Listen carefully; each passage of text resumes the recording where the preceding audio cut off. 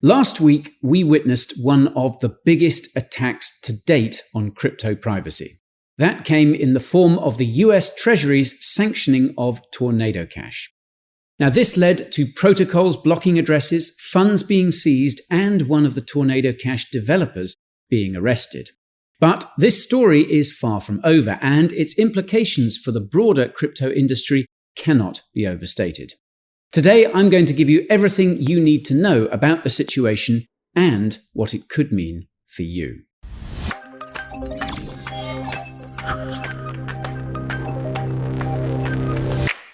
On the 8th of August, we learned that the Treasury's Office of Foreign Assets Control, OFAC, had sanctioned the Tornado Cash ETH mixing protocol. A number of addresses associated with the mixer, containing around $424 million worth of crypto, were also sanctioned.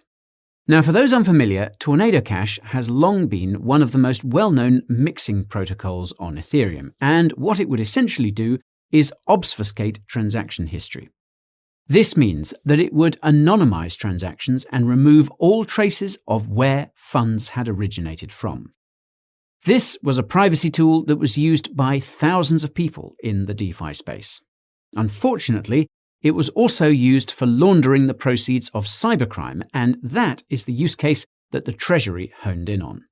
It stated that Tornado was a favorite tool of North Korean hackers and had been used to launder more than $7 billion.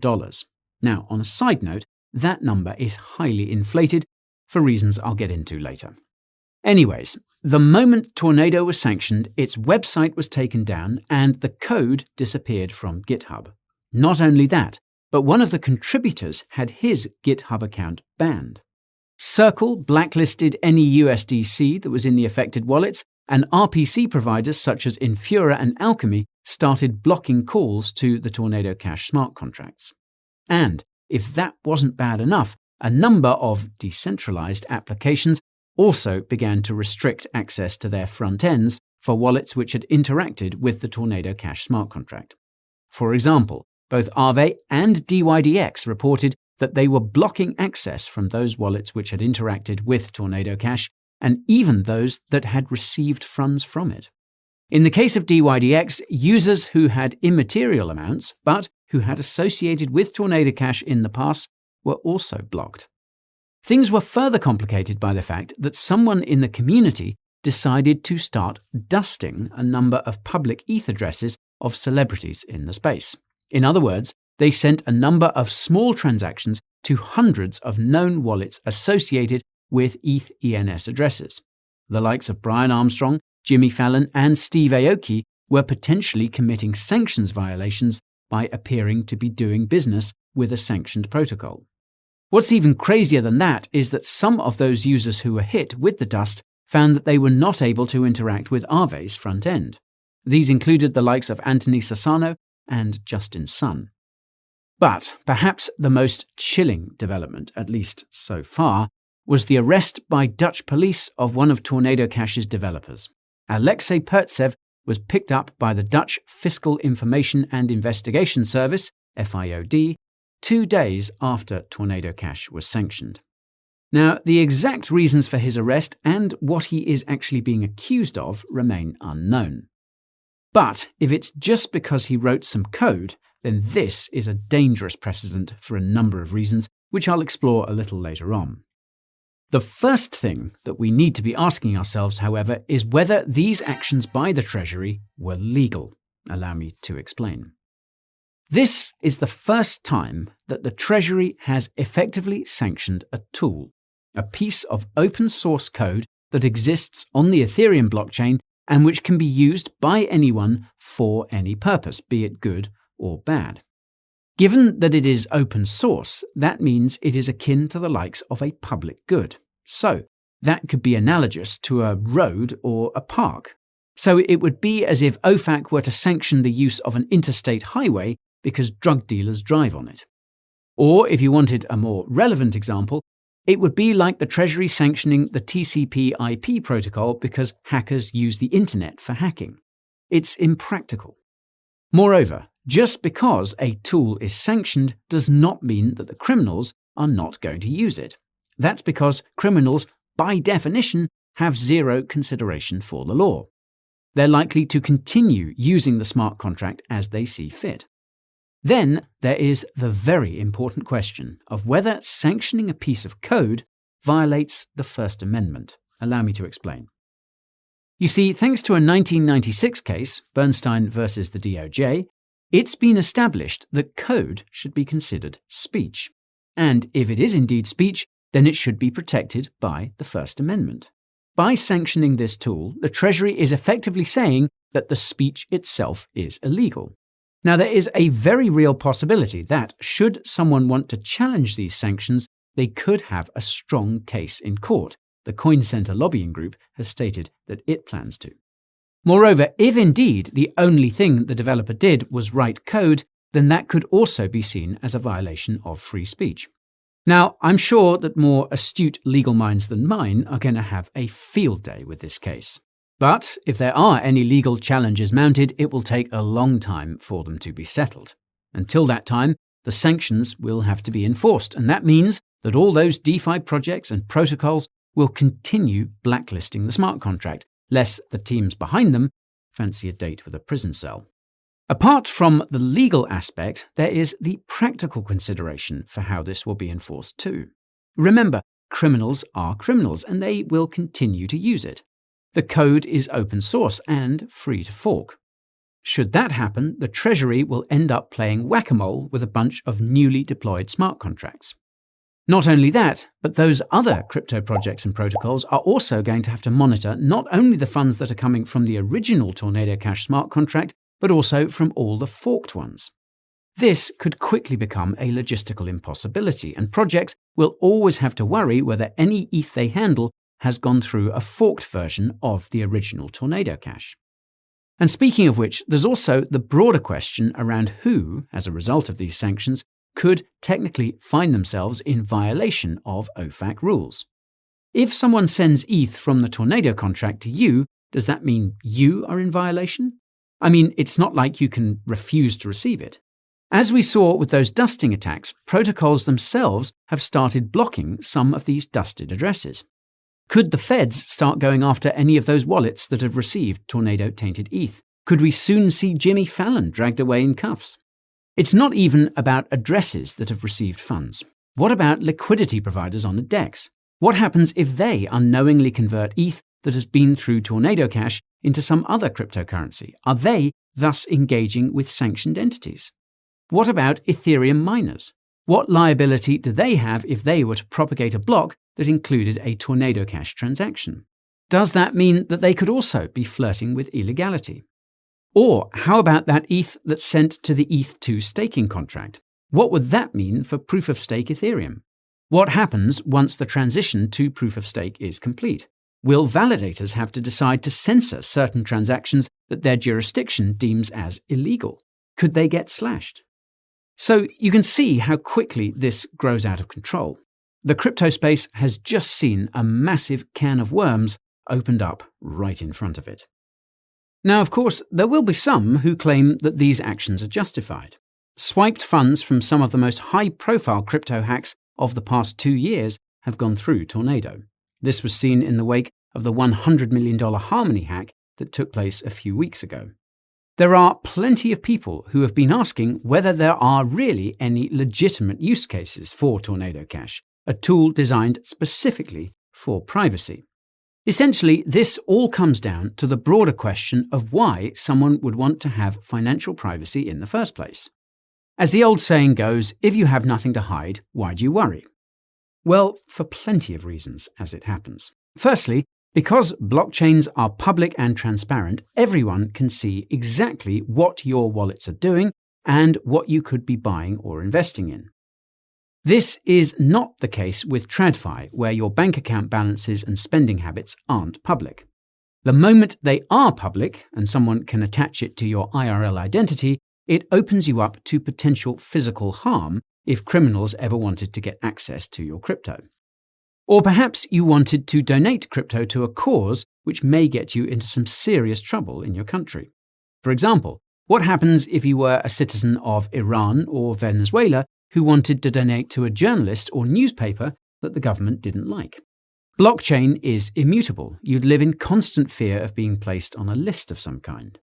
Or how about if you were a Russian who wanted to donate to Ukraine? Not something that you would like the FSB to know about. On the flip side, you could be a Ukrainian refugee wanting to hide where you were getting your donations from. This is something that Vitalik himself highlighted earlier this year when he donated to the country. Beyond such high-stakes implications, it could also just be a situation in which you don't want people you interact with on-chain to know what you do with your money. For example, let's assume that you get paid in crypto. That means that your employer will be able to see exactly what you do with that money and what you're buying. Or perhaps you're buying something from an online merchant and you don't want them to know what else you've been spending the money on, or how much you have. Just imagine the targeted advertising. Ironically, this would be a lot easier to achieve when paying with a completely open and permissionless form of money. Now, these are all reasons as to why someone would want to anonymize their transaction history. Now, some might say you could just use a centralized exchange. However, the whole point of decentralized and censorship-resistant currency is that you don't have to rely on a centralized gatekeeper. Moreover, some people are just not comfortable having others holding their private keys, and can you blame them? It was also pretty disingenuous for the Treasury to claim in its press release that $7 billion was laundered through Tornado Cash. That was the total volume of transactions, many of which would have been for such perfectly legitimate reasons as I have just talked about. In fact, according to stats from the blockchain sleuths over at Chainalysis, only about 17% of the funds that flowed through the protocol were tied to sanctioned activity. The vast majority, 50%, was related to DeFi activities. That means that these users were thrown into the laundering bucket by the Treasury when all they were really doing was trying to anonymize their funds. So, this raises the question of what all this means for crypto privacy and, heck, privacy in general. Well, it's quite clear that privacy is under attack. Yes, this move by the Treasury was prompted by concerns around North Korean hacking, but the tool used is so blunt for the effect it's trying to achieve that you have to wonder whether the folks at OFAC gave any thought to collateral damage. Many have drawn parallels with the early crypto wars, for example. For those unfamiliar, this was when the US government arrested Phil Zimmermann, a developer who distributed PGP cryptography online. They accused him of, quote, munitions export without a license. Yes, that's right. They contended that his PGP encryption system was a weapon that could be used by adversaries. I mean, heck, why on earth would someone want privacy online? Only criminals and enemy governments would want to encrypt their communications. Well, it turned out that there were many practical uses for encryption online, and various encryption standards have helped power the multi-billion-dollar e-commerce revolution that we've experienced over the last 20 years. What was initially considered a way to hide state secrets has in fact allowed legal commerce to thrive. I'll leave some resources in the description for you where you can get some more information on the crypto wars. It is a fascinating subject. Back to cryptocurrency though, and many have also been wondering why Tornado Cash got hit and not other well-known crypto projects like Monero, for example. Well, my assumption is that mixers are viewed with a lot more suspicion than privacy by default cryptocurrencies. People could see on-chain how the Lazarus Group was laundering its funds through the tool. This isn't something that you can easily observe with Monero. Moreover, the mere volume of funds that were running through Tornado Cash made it a prime target. But this doesn't mean that Monero isn't being studied and tracked. I can only imagine that there is a strong state-backed effort to crack the ring signature technology it's famous for. This is perhaps one of the reasons why the Monero devs pushed some new upgrades to the protocol only a few days ago. Now, some are advancing another argument, and that's that this could be a good thing for crypto in the long term. These include the likes of Kevin O'Leary, aka Mr. Wonderful. He said in a recent YouTube video that cracking down on, quote, crypto cowboy culture was needed if we wanted to see widespread institutional adoption. That we needed a, quote, rules-based environment in order to attract real institutional capital into the digital asset industry. These seem to be fair points. Institutions do want a more transparent and well-regulated crypto space before they'll feel comfortable throwing large sums of money into it. For them, privacy isn't a major concern. Money is. Financial freedom isn't why so many so-called decentralized Web3 projects are getting multiple billions in VC funding. If the name of the game is mass adoption through the paths of least resistance, then a more centralized and controllable DeFi is the way. However, is that the DeFi we want? Do we want TradFi LARPing as DeFi to achieve our goals of mass adoption? Not me personally, but you may have a different perspective. Okay, time for some of my closing thoughts on the matter. Now, firstly, I think we can all agree that those who engage in criminality should be brought down. The laundering of ill-gotten gains, be it through a bank account or a DeFi protocol, should be prosecuted to the full extent of the law. Those wallets identified as being linked to criminal activity should also be sanctioned and flagged. And this is exactly what the Treasury had been doing prior to the Tornado Cash sanctions being imposed. And it's not as though this approach wasn't enjoying some success. Thanks to some pretty advanced tools and tracking services, law enforcement is able to catch such miscreants more effectively than they could in the past. They also have the power of subpoenas and search warrants. Quite simply, they didn't need to take this action against Tornado Cash.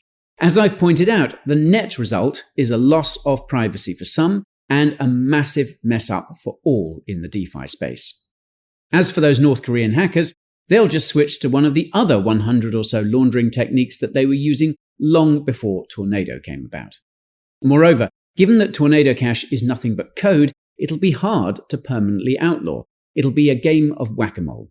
It won't have the desired effect, and the collateral damage is already permeating through the crypto industry. There are also all the legal questions raised by these actions. Is this a breach of the First Amendment? And what happens to any of those citizens who have used it in the past, or anyone that interacts with it? It's a legal quagmire, no doubt about it. There may be legal challenges, and perhaps this could turn into a new crypto war, one with a net positive long-term impact, as we saw with the first crypto war. Or perhaps the large centralized institutions will conform and will have a more amenable but less free crypto space.